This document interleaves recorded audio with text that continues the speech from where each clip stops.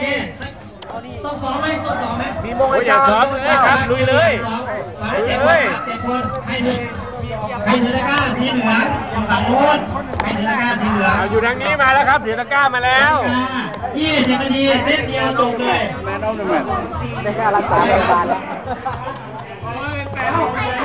เฮ้ย1 2 3โอเคโกงนี่หว่า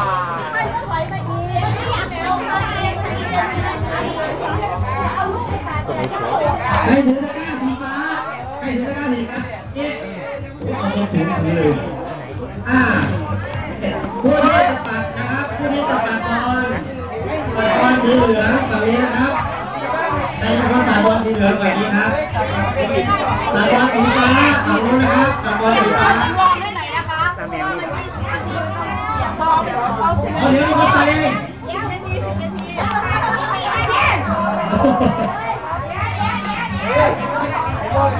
เ